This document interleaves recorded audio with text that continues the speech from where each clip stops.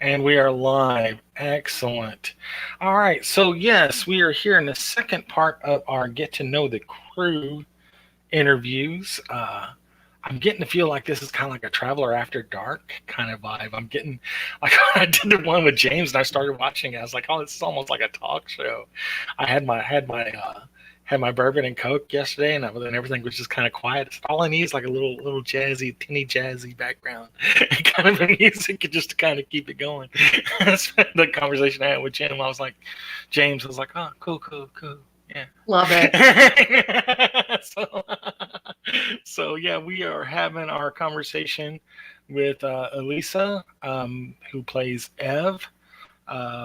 Probably the biggest question mark in the crew, next to maybe, or probably right alongside with, um, oh, I'm forgetting his name. Our psionic friend, not Betty's character, but Pedro's character. Uh, hmm and he has such an odd name. His character's name, it's skipping me right now. It sounds cool, but I just can't remember. Anyway, but yeah, like there's a big question mark with your character, and we may hmm not reveal all of that tonight.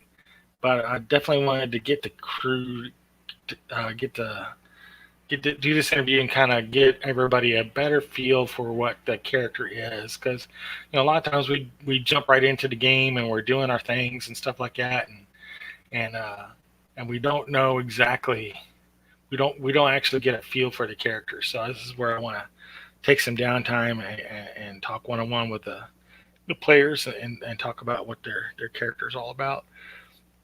So Ev, when we introduced the character, she was in a gravity dungeon under the Yes. Palace of Drinax, Yep. which was crushing torture of anywhere from 6 Gs to almost 13 Gs, depending on how close she was to the gravity wells that kept the entire floating city of Drinax alive. And even it didn't really say it in the book, but there's so many allusions to Game of Thrones in the book that I'm like, yeah, it should be open like the Eyrie. You should be able to just like be sucked up against the technically the ceiling of the ship, looking down at open nothingness, looking at the planet down below.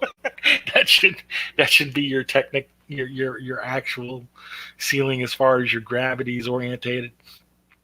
so I always thought that was just torture, not of your body but of your mind. Just seeing that, it just played out really well. And your character is just a big question mark. She's got skills, definitely has skills at the helm and stuff like that, and got on the crew for a good reason. hmm um, but yeah, talk to me a little bit about your character, the background of Ev, that we might not have touched on more in the game.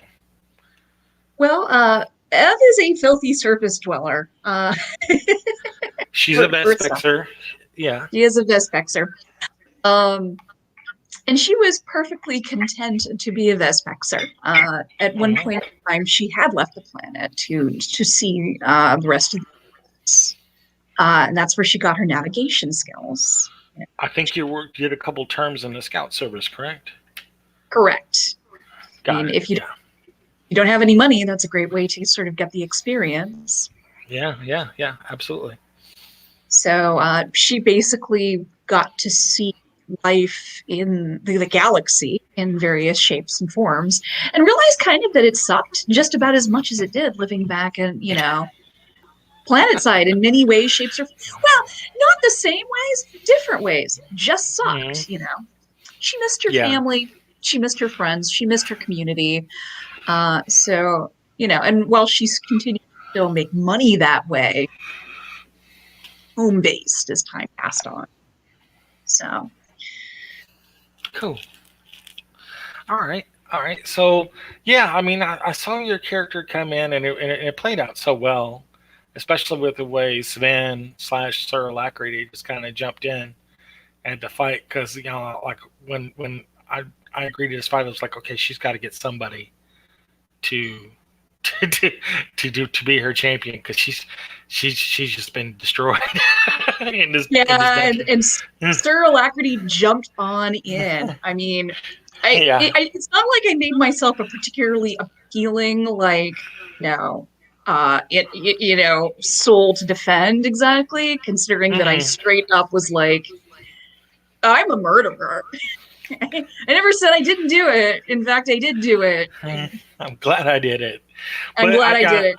yeah, I think that because in the interview we talked about with Sven yesterday, he sees opportunity and he saw an opportunity. He's like, I can save this person and use this person at the same time.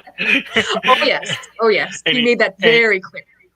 yeah, and what you did really didn't matter. Especially when he saw why you did it, he's like, oh well, that one had it coming. Kind of like what happened to him. It's like he got convicted of a crime. It's like it's not even really a crime where I come from, but okay. Right, right. so, so, so yeah, he saw you both, I think, as victims of circumstance, and it's like I can jump in here and profit by it. Not monetarily so much, but as in having a person under the thumb, so to speak. So so it's going to be Oh, interesting watching that oh play yeah. out. No, I think Yeah. he literally like wiped the blood off of his blade, turned to me and said, "You owe me your life." Exactly. We talked about that during our last discussion. We'll talk about that a little bit after we get done with the interview. Mhm. Betty and Rick and I and James got together that one day and we just kind of just lined out how the ships were and who's going to be where on what ship, and like pretty much Mhm. everybody is going to, the main players are going to still be on the Dragnar, but they actually started making up characters for the other ships, and we're assigning people to the different ships, and and I made the joke. I'm like, I just still see Ev like walking down the hallway, and then Sven comes by and just pats her on the head. So you're just lucky to be here, aren't you? Just that kind of a deal. Uh, Compared to the gravity prison, yes, yes, I am. Yes, I am. Food So here. exactly. So right now you are basically surviving. You're trying to make your name known to the crew, your rep known to the crew, your value known to the crew, which I think you have. I think you just got to get the captain to recognize it and get Alacrity off your ass, which will probably never happen. He just loves to keep that thumb down. Well, there is an interesting kind of push-pull dynamic to it because the captain definitely was like, "You're not an indentured servant. You're Mm-mm. not. You're not this or that. You're part of the crew. We don't see you Exactly. that way." And Sir Alacrity's like, "I see her that way." It was like, "We don't Totally see see her. exactly. We don't see her that way." Okay, everybody but him doesn't see you that way, and and that works because and I like how it works with your psyche, how you kind of play that into your psyche of the character in the group, because your character's been tortured again mentally and physically. So I can see you having some long surviving PTSD based on what you've gone through and how your character self worth is was really down, She, and uh, now yeah, she does you some know weird stuff. She has some weird yeah views. She's yeah okay-ish, but not really. Not really, no. yeah yeah. I mean that's the way I see it. I see you recovering through the social dynamics of the ship. You know how it's kind of like a trope in sci-fi, shows and movies and stuff like that with the Expanse and Firefly and stuff. Like the crew, eventually becomes a family. you know, and how your character folds into that and builds that trust in others and themselves. I think that's going to be really cool to see that play out. Um, One thing that I've been working on just for my own mental image, and I asked James the same thing of his character yesterday, like give us an appearance of what Ev looks like. You might have said this before, and I forgot to file it. But like, what does Ev look like when you see this person, fill in the door frame of a hatchway? What are we looking at? Well, first things first, she doesn't really fill the doorway very well. She's like all of 5'2" in her boots, because she was never particularly like uh she was pretty thin to begin with before she got into Funtime Prison. Hmm. She definitely lost a lot of weight in Funtime Prison because they probably didn't remember to feed people who killed nobles that often. No. Um, so she came out of that slightly emaciated, which is Yeah. slowly going away, but she's still got sort of the edge of slightly emaciated Yeah. going on. Um, Yeah. if if you if it's down, she actually has fairly long, fairly dark hair that's fairly straight. But it's rarely, if ever, like down. It's usually coiled, braided up towards the back, very businesslike. Nothing gets cut in gears. Nothing gets in your face when you're trying to, concentrate or run away. Um, so she's Got it. usually got it up in a braid. Um, she she's got brown eyes. She's got kind of the uh, at this stage in her life, she's starting to get a little of what I would call the suitcase look from being constantly exposed to the surface, at least in her youth, and that's starting to Mm. catch up with her. So she's got like you can see, what you could call freckles, maybe some damage across, the bridge of her nose and stuff like that. A little bit But of a she's leathery skin, then maybe. exactly. Got it. Got it. She's definitely lived a life that was not sheltered, and it shows. So, okay. So yeah, I think your character is like 32, probably looking like 52. Probably A little with bit, dark hair. Yeah, but a with little darker bit. hair. Yeah, with a little more age lines, a little more weathered lines than age lines, I guess. It's the mileage that makes you look older than you are. Yeah, it's not the years. Exactly. Not the years, it's the mileage sort of deal. I like that. Cool, definitely. So yeah, you're not a very big person. Like Alacrity is not a very big person. I don't think that we really have any very many big people in the actual PC crew. I think most of everybody's on the smallish side. Even Hashna's Captain Hashna Betty's like tiny, but she's got a little bit of facilities to kind of back her up. Her mental facilities.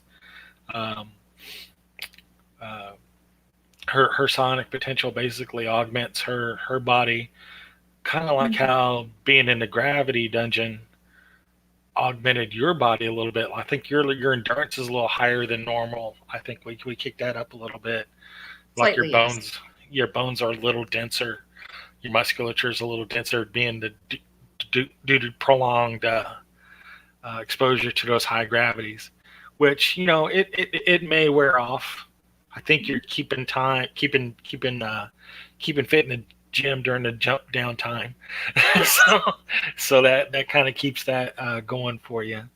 Uh, yeah, yeah. Oh, absolutely. Uh, That there is one woman with a bad attitude, and I believe quite a bit of muscle on her that I keep annoying slash trying to befriend in the gym. We'll see where that goes. Probably was with a that fun. little was that little Cleo? I think it was little Cleo, Yes. right? Yeah, it's Was little James? Cleo. Yeah, James' favorite character. I keep playing her. I keep imagining her in my mind as the Hispanic woman in Aliens, the grunt. I Yes. keep little person that's just badass. You just do not want to mess with this person. We're Uh, either going to be best friends or I'm going to get punched in the face. That's where I see this going. exactly, exactly. And uh, way we talked about it yesterday is like she is like the half-inch socket that keeps all the other sockets working. The Mhm. half-inch drive that keeps all the other sockets working. Yeah. Right. So she's good at that, and um, I like watching your, especially a new player like you and Betty, watching your Traveler knowledge grow through the game, because I don't think you knew anything about Traveler going in. Am I No, I've correct? never played. Yeah, I've never played Traveler before. This is my first Traveler game. Got it, got it. And the beauty of it is like Traveler's technically whatever you want it to be. I mean, it can be as high tech level as you want. It can be low tech level as you want. It depends on the planet and the sector of the galaxy you're at. It can be Battlestar Galactica. It can be Babylon 5. It can be Star Wars. It just depends on where you are. Um, the the way things are going to play out in the next game is going to be really it's going to show that stark difference when we discuss the tech levels uh, in the game, because I know we've touched on it briefly, and again, new players like you and Betty don't really may not really know what we're talking about, other than obvious the meaning that technology level. Like the ship that you're on, the Dragnar, is like bleeding edge. It's tech level 16. It is bleeding edge tech. There's not much better than this, other than like ancient technology, which is just beyond. Not She's so nobody can. fancy. Yeah.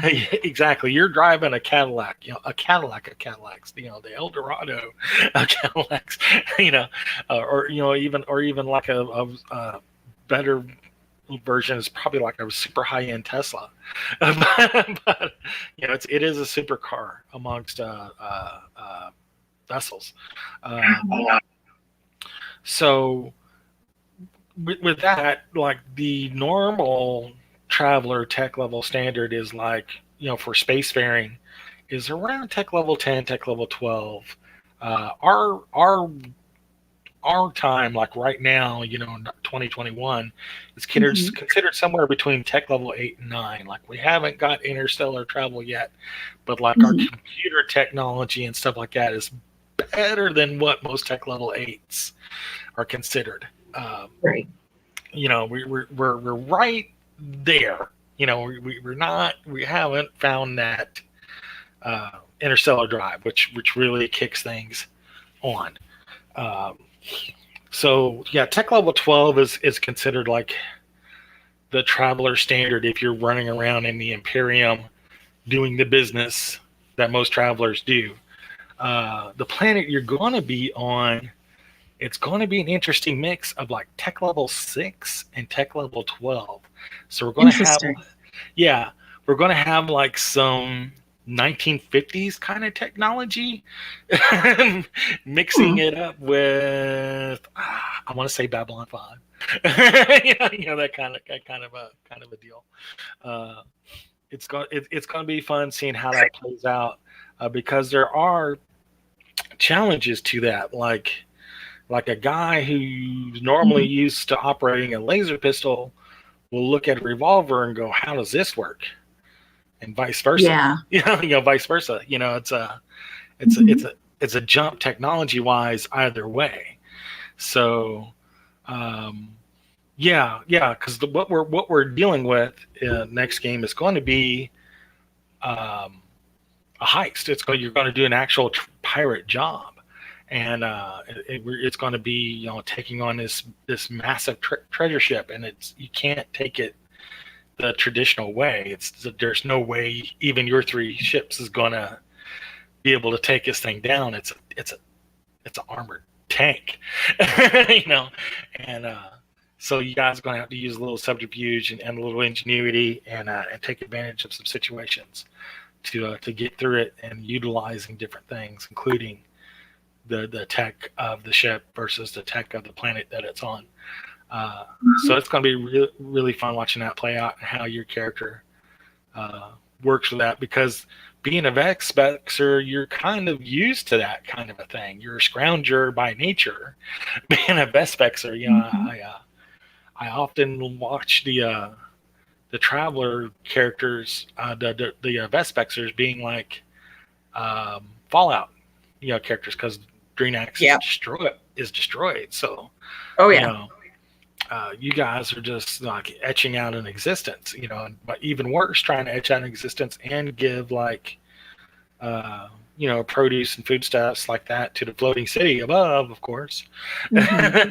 you know, just so you can get the bare minimums to get by. And, I like how your character, what was it? Like a serving person or something that was about to get attacked by a noble? Is that? Is that where you stood in and stood your ground? Uh, basically, yeah. There was a servant, a female servant, who was under the age of 18. Mm-hmm. Um, there was a noble who came in, took a shining to her, wasn't taking no for an answer. Um, Was going to take her out of Florida. I'm sorry. I'm sorry. I'm gonna backtrack.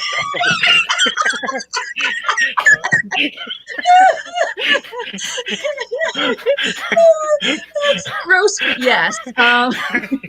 Ew, but Uh, yeah. but more or less, yeah. Except that in this case, at least, like, Ev went like, "Hey, no, Mm-hmm. gross," and his response was like, "I don't understand what your problem is." So it, it got a little Yeah. more forceful. We took it outside, and I killed him. I Yeah. shot him. I guess he Yeah. thought that we were going to do some sort of fancy ass duel or something like that, and we No. didn't. No, I No. just shot him dead. Exactly. Exactly. Shot me. Shot me with a gun. Who does that? Yeah, people with guns who don't like you. That is, in fact, who does that, and I am that person. Exactly. Swords are heavy. Get blood, Exactly. get blood all over me. I can do this from like a long way away. They're less efficient at the killing, and Yeah. Ed was never one to stand on ceremony much, so it served her purposes just fine. Good, good, good.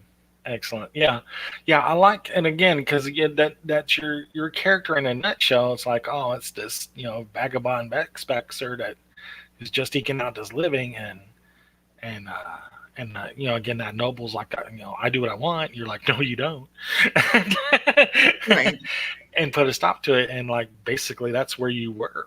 When they met you, you were imprisoned and challenged to a duel by the noble's family. Uh, Hmm. when they met you, and you came out on top of that thanks to having James as your champion. Oh yes, Um, yes, yeah. and that at least he walked away alive. I mean, I was really all set in that particular court to, duel, the jerk's mother, the Oh yeah. posthumous jerk's mother. I was Yeah. insistent. I will wrestle that warthog, but she did not make an appearance. No, no, no. Probably for that very reason, she's like, I ain't gonna get called out. But exactly. So again, your character is a really capable pilot. We've seen them do Mhm. some really cool stuff, like getting in and around that abandoned station, all the junk and clutter and stuff like that, which would have potentially wrecked the ship on that one abandoned station where you picked up the Varger and so Mhm. on and so forth. Uh, I'm not sure if you noticed, but like the pilot honestly has the least to do in Traveler. I learned that when I first started playing. It's like I just I make my piloting roll to take off and I land, and unless there's like Mhm. actual spaceship combat, which we will get into, maybe not this particular adventure, but soon, there's not a lot for you to do. So it's more of like you get to do the other ordinary, drudge work that the other people do. Um, Mhm. so it's not as flashy as everybody sounds. It's like okay, I flipped a switch and I flipped a switch again, that kind of a deal. Um, so seeing as how your pilot skills are really good, and Mhm. you basically won your freedom, uh, and won against a summary execution by duel. What Mhm. are the goals of your character in this game? Well, currently, she's just trying to make it another day. In a lot of Yeah, ways, shapes, and forms, she lives day by day, as is previously we've talked about. The other thing yeah. she's trying to do is get free. She Hmm. owes her alacrity, and regardless of what the captain says, that does have a vague amount of weight to it. Hmm. It's not defined in her head the same way as it is in Sir Alacrity's. Going to go out on a limb there. Hmm. Um, but basically, one of her goals is to figure out how she can not necessarily pit, but make sure like she's on the captain's good side, and that the captain stays well and healthy around to sort of temper anything that Cyril Acridy has going on in his brain, as far as what Ev can do to be useful to repay this debt, this life debt that she's. Um, so she wants to keep the captain safe. She also wants to be on the captain's good side. She's not playing the two off of each other yet, but Mm-hmm. I can see that happening. True Okay. potential. Um, Other than that, just survive. Really. That's what I was seeing. Like right now, surviving and I guess just making the most out of the situation that you're in. Uh, you know, you know. It's yeah. It's hard to Uh, imagine a life outside of just surviving when that has literally been the definition of your life since birth, as you mentioned. yeah, Planetside survival is very falloutish. People get sick, people die very early in life. It's not a lot of opportunities or prospects. Things feel weak. So getting out of that, she has been off it, is still kind of like that's base wiring for her. yeah. Like I'm not sure how your character would react if if like the metaphorical shackles were taken off of you and they were like, go. You're like, go where? That's Yeah. what I see your character being. It's like, what do I Back do? to like the planet, I guess. Maybe. I, Yeah, all right. I yeah, guess. Yeah, yeah, sure. exactly. Maybe. Oh. So so yeah, when you're playing in survival mode, everything's in a sharp focus and you're living like day to day, just trying to make your worth in the ship. Uh, yeah, I can see where that can edge that character a bit. Um, as we wrap up here, like we've already discussed fairly much, your views with alacrity.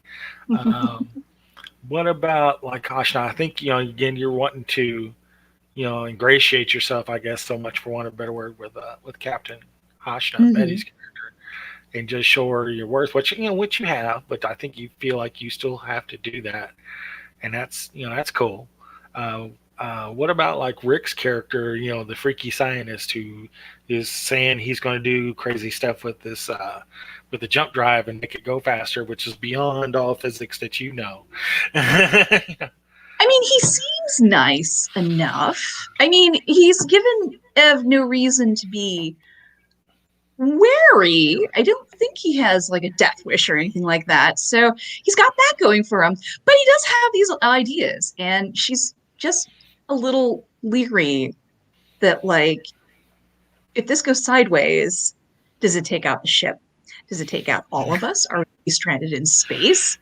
Um, how Yeah, how how sound are these ideas that this we're going to go super fast? Yay! But at what cost? What cost? yeah. So How does this work? Yeah, the chances of a misjump are higher than normal, and misjumps are bad.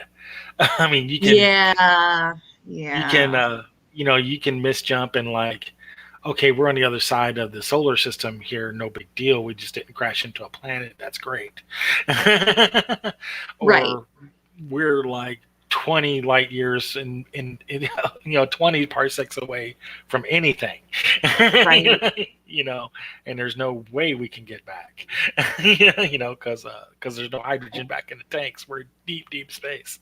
as It Yeah, in any good crew, you've got people who will think about what can possibly go wrong and what could possibly go right. And Ev is definitely in the what could possibly go wrong part of that equation. So Yeah, yeah, this is not yeah, comforting. yeah. All right. Well, is there anything else you want to add into the conversation? I don't. Did I talk about the food issues? No, and I love that about your character because again, it plays into the survival mode. Because we would discuss that in the game about how you're constantly like squeezing a protein tube into your mouth or something like that, or munching on crackers or something like that. So is that play into your survival mode again, or Oh yes, The fact that there is available food, you eat it, it's available. And, in the back of her mind, it's like she lived on a planet that was blasted and there probably wasn't very much good to eat at the time. So the idea is, well, it's fresh right now. It might not be in an hour once it's got enough sand and grit blown into it. Eat now. Eat. Exactly. I And then like being it. starved in prison probably didn't help that. Probably help Anyway, that. so yeah, yeah, stashes of Exactly. food, I like it. constantly snacking. Who takes all the who takes all the easy cheese, the cheese whiz? Where's that called? Ah. Oh, she's not like sneaking or anything like that. It's not like she's taking food from the galley She's. and like I know. It's creating. like you're just there. You got like a little snack tray counter thing by your console, and just taking I some mean, kibble and if going at it. yeah, no, I'm just eating. Yeah, no, if someone wants me to stop eating or I'm eating their food, well, they need to talk to me about it or like stab me with a fork or something like that, and let me know that that's not have to acceptable. have to But mark their until lunch. Have to mark their lunch bags in the fridge. This is mine. Ed would respect that, That's cool. knowing that there are other unmarked things or that somebody didn't learn to mark their lunch. Exactly. That's cool. Yeah. So yeah, at least you have that line you don't cross. That's cool. Mhm, All right. Well, that's about where I want to get into on this mhm. interview, and I appreciate you talking with us, Elisa, about your character, and I look forward to playing this weekend. Looking forward to game this Saturday. Absolutely. It's Sunday, right? Sunday. Sunday. Sorry, Sunday. You're right. Sunday. Don't throw me off. I got a schedule. I keep to it. No, All you're right. right. Yes. All right. Well, yeah, but thank you for being with us, and thank you guys for watching. And we'll continue interviewing the rest of the crew. I think we're going to do Captain Hashna tomorrow, so that'll be great, Betty. All right. So thank you again, Lisa, and thank you everyone for watching. Good night, y'all.